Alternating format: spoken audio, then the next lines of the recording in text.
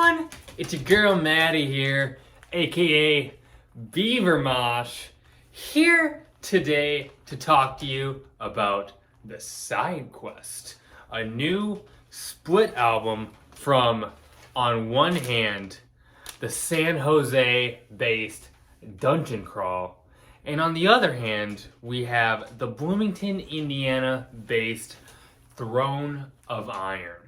This split is coming off of Wise Blood Records.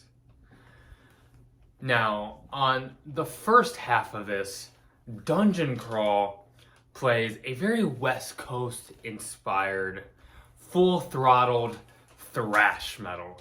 And a thrash metal that at times to time pulls a little bit from death in my ears.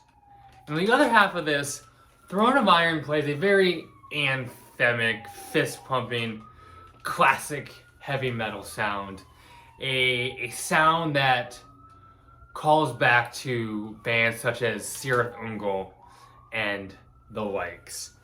And both of these band sounds do blend well together. And the way the two sides sort of complement each other, it does work as a complete full listen here. And both of these bands are thematically tied together through their shared lyrical interest in the game Dungeons and Dragons, which I think is super cool. And the fantastical influence does come out quite a bit on both sides of this split. So let's start off talking about the Dungeon Crawl half, the first half of this album. On the first kind of instrumental track, Minions of a Dark Master, I like how the thing starts off with these very sci-fi film score inspired synths. You get these very retro sounding kind of stabbing keys that grow more and more intense and ominous as this introduction leads you and crawls you into the more heavier bits that are just around the corner.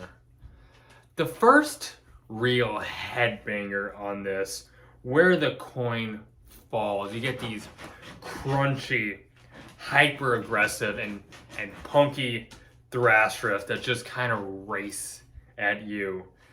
You have these violent, snappy drum patterns that have a lot of presence to them. The vocals, this delivery, it's got this pissed off snare, and it's complemented with some really rousing gang vocals at a few moments on this track. There's a searing solo here that sits really well over a mammoth, excessively fast riff. It rolls. And this, I would say, this track demonstrates metal, heavy metal at a very physical form. Critical failure. There's more of a really thick, really pronounced groove on this one that I super dig. And it's really impressive how the vocals here for part of the track match the speed and the pacing of the instruments, and it makes me lose my breath trying to listen to it. It's super impressive. There's some really sick dual guitar leads that come out with a lot of force on this track, and there's also a couple more muddier guitar lines that you might expect in a more death metal leaning record. Chain to the Grave. You get some real, in my eyes, some real obvious Motorhead love on this track. The vocals are really nasty and they're abrasive enough, but it comes across with a certain catchiness to it that is definitely Lemmy flavored, I would say. On this side, on this split, this band just kicks ass from beginning to end on their side of this. So let's talk about the Throne of Iron side of this split, because it also rules. Gods of Liquid Gold, you get this very melodic and epic introduction from the band.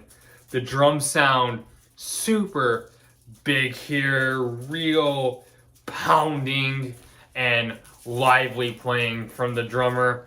The vocals are melodic, but come with a lot of force and muscle behind them.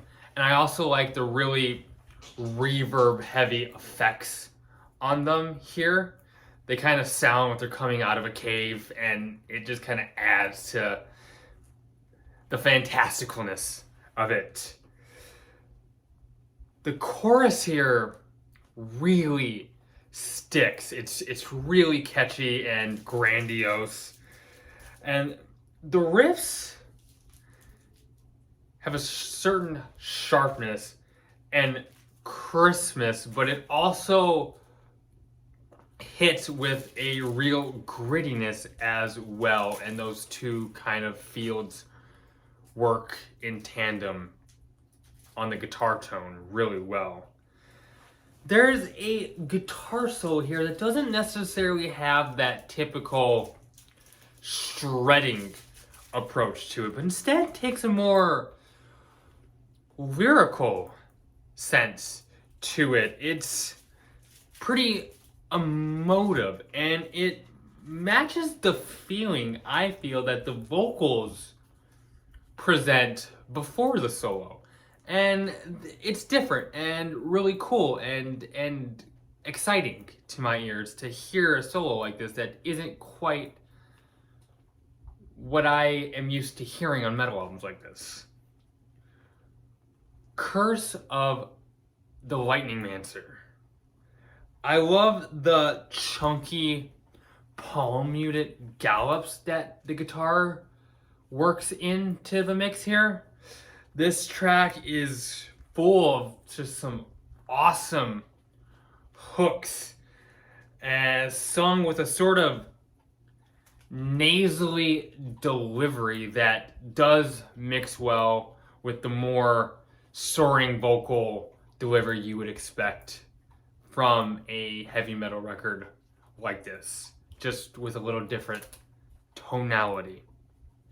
And I love what the drums are doing. It's really dramatic.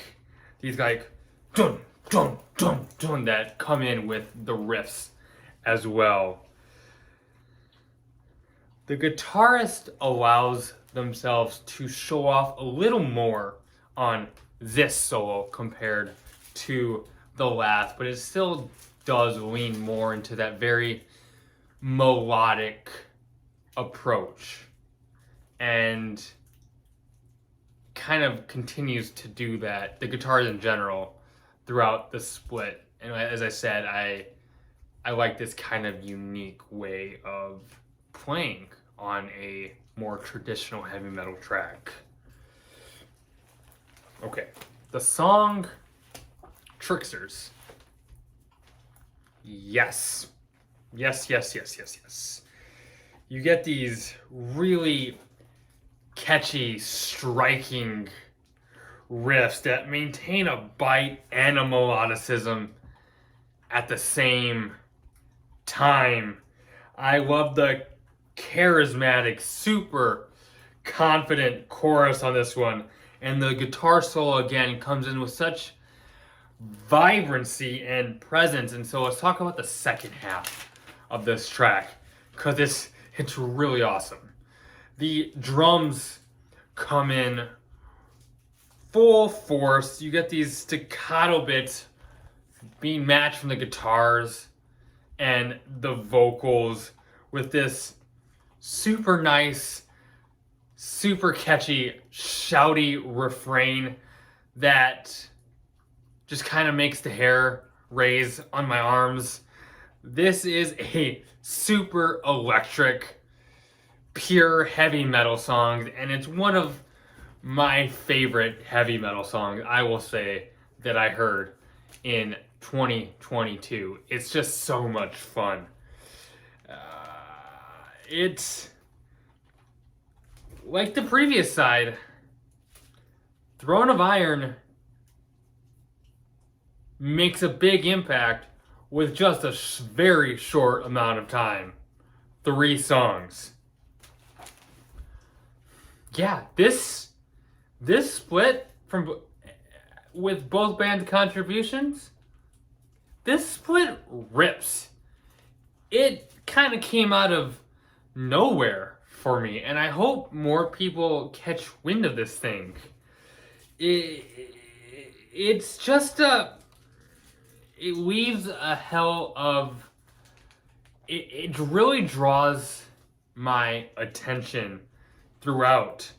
It's just riffs on riffs on riffs from both bands here. And both schools of metal, the more thrashy side and the more traditional side, do complement each other really well here. And I would just say this thing is a shit ton of fun. And those are my thoughts. If you enjoyed this review, please hit that like button. It helps get the video out there. Consider subscribing. It would mean the world to me if you would be so kind. If you have any thoughts about this record or metal in general or just anything about the channel, leave a comment. I love interacting with those. I have a Twitter you can follow. The link to that is in the bio of this YouTube channel. Keep it metal.